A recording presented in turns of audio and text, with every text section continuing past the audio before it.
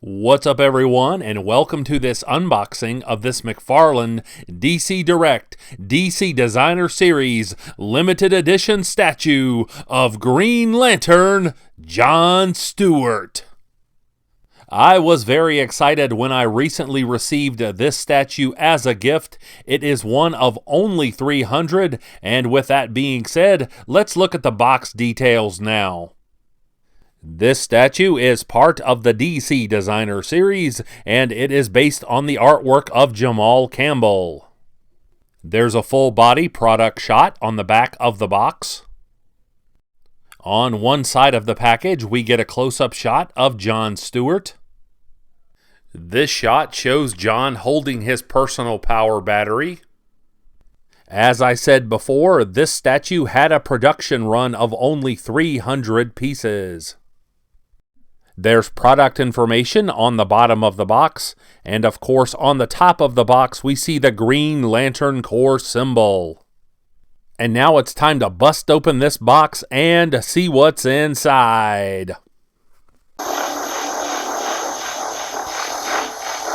The statue comes with this round black circular base.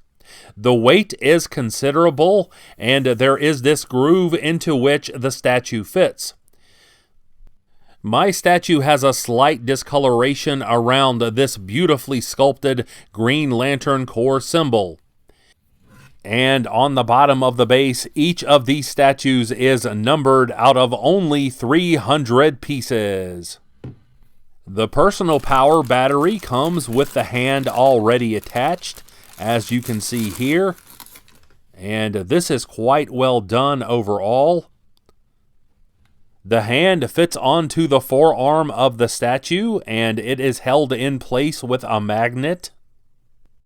There is some movement in the personal power battery's handle. I would have preferred a metallic finish on this battery, but the size and the sculpting are both excellent. And I appreciate that the different shade of green in the middle represents power within the battery. Here is the forearm without the battery holding hand.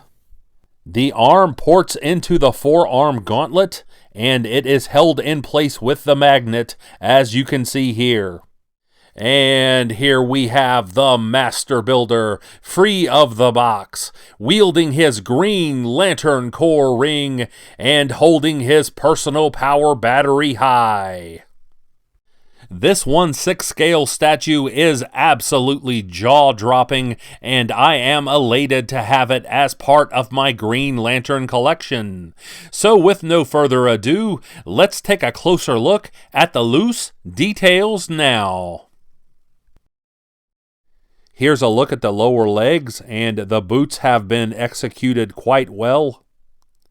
The tops of the boots are sculpted, and that adds a layer of realism.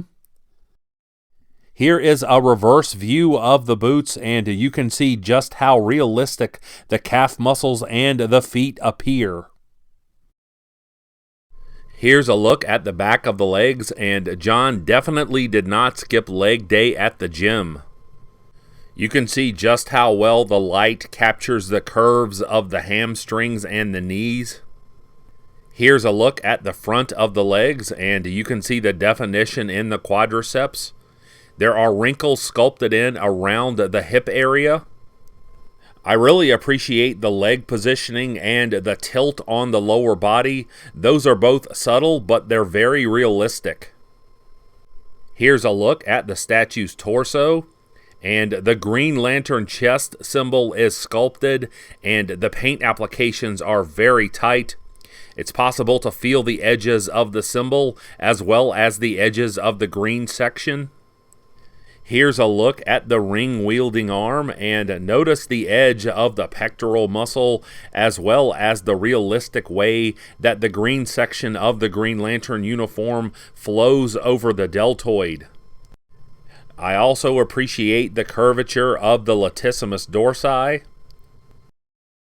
Likewise, on the opposite side of the statue, you can see how the lat is spread out as John lifts the personal power battery. The anatomy on this statue is simply perfect. Here's a look at the back of the statue, and a look at all of this definition on the trapezius, as well as the triceps. The angle for the arm, once again, is very realistic.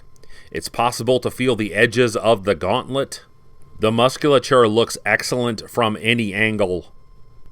You may have noticed through this video that the personal power battery does move. It does not feel fragile, but at the same time, I would advise collectors to avoid putting too much pressure on the handle. The statue's biggest weakness is the ring.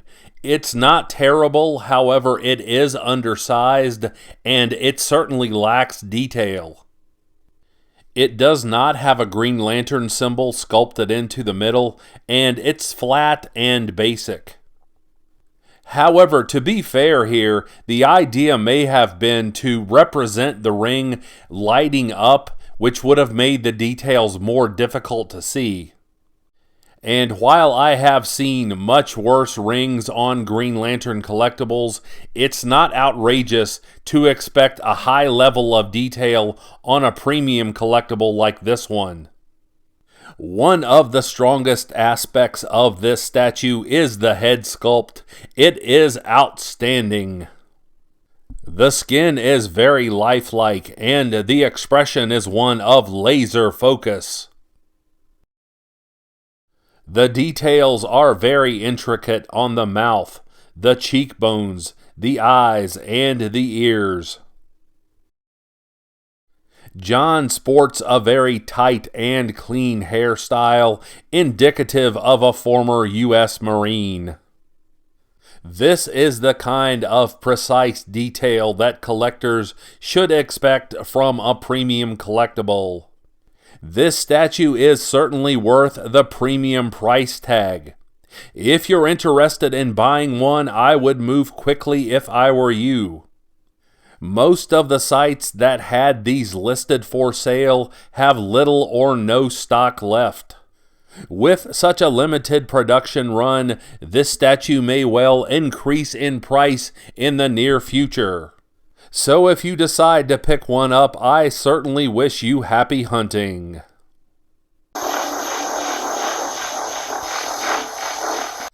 Like and subscribe if you enjoyed this unboxing video, and don't forget to tell all of your friends about this channel. I would certainly appreciate it. And I'll be back with more Green Lantern content soon. But until we meet again, this has been the Emerald Enthusiast, and thanks for watching.